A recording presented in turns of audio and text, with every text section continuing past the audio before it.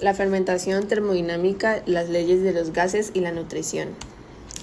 La fermentación es un proceso bioquímico fundamental para la vida. Se encuentra íntimamente ligada a los principios de la termodinámica y leyes de los gases, teniendo una fascinante danza que impacta el ámbito en la nutrición y dietética.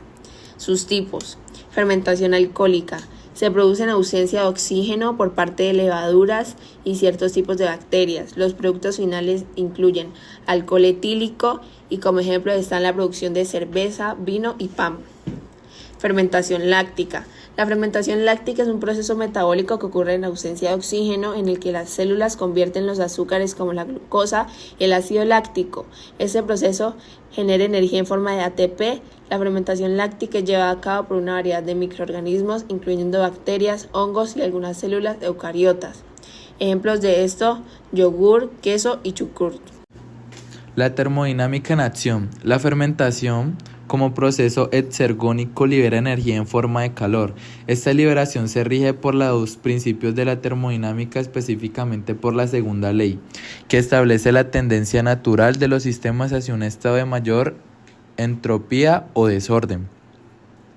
En la fermentación, los azúcares se desagran compuestos más simples como el ácido láctico o el alcohol, liberando energía en el proceso. Esta energía se disipa en forma de calor, aumentando la entropía del sistema, haciéndolo más estable. Bueno, seguimos con las leyes de los gases en la fermentación. Las leyes de los gases ideales formuladas por Boole, Charles y Gray-Lussac juegan un papel crucial en fermentación. A medida que los microorganismos fermentan los azúcares, se produce dióxido de carbono, más conocido como CO2, un gas que se disuelve parcialmente en líquido de fermentación.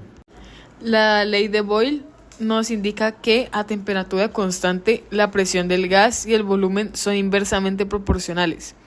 En la fermentación, la producción de CO2 aumenta la presión dentro del recipiente, lo que puede ocasionar la formación de burbujas e incluso el desbordamiento si no se controla adecuadamente. Ley de Charles establece que a presión constante el volumen de un gas es directamente proporcional a su temperatura. Durante la fermentación, la temperatura influye en la actividad de los microorganismos y por consiguiente en la tasa de producción de CO2. Un aumento de la temperatura acelera la fermentación y la producción de gas, mientras que una disminución la ralentiza. Nutrición y salud. Los beneficios de la fermentación. Los alimentos fermentados como el yogur, el chucrut y la kombucha han sido parte de la dieta humana durante miles de años y en la actualidad se les reconoce por sus numerosos beneficios para la salud.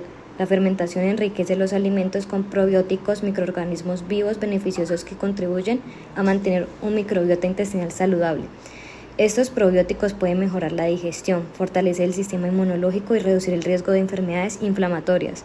Además, la fermentación aumenta la biodisponibilidad de ciertos nutrientes, haciéndolos más fáciles de absorber por el cuerpo. Por ejemplo, el yogur fermentado contiene más calcio biodisponible que la leche no fermentada.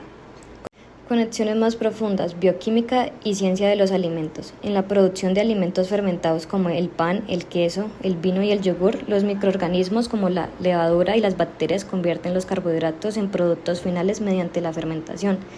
La liberación de gases como el CO2 contribuyen a la textura y el sabor de estos alimentos. La digestión humana de la fermentación ocurre en el intestino grueso, donde las bacterias descomponen los carbohidratos no digeridos, produciendo gases como hidrógeno, H2, metano, CH4 y CO2.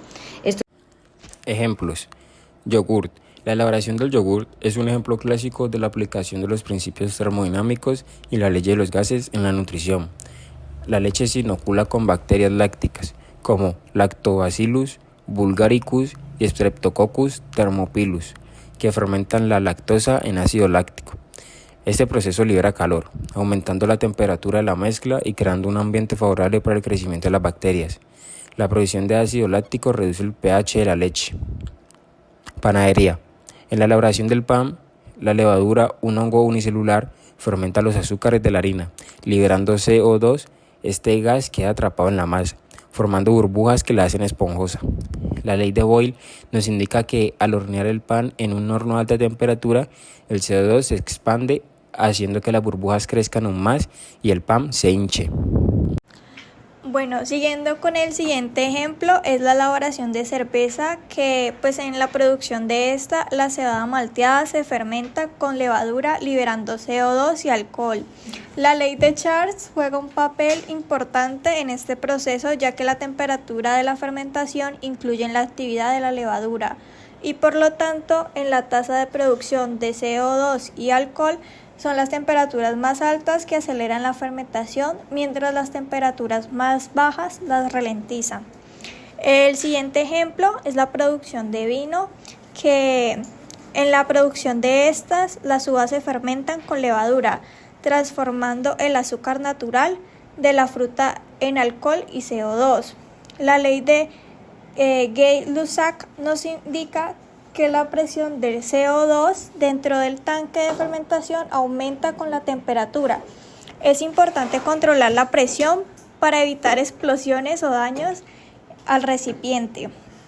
Y como último ejemplo tenemos la conservación de alimentos. La fermentación se ha utilizado tradicionalmente para conservar alimentos como la carne, el pescado y las verduras. El ácido producido durante la fermentación crea un ambiente hostil para las bacterias patógenas, inhibiendo su crecimiento y prolongando la vida útil de estos alimentos. Gracias.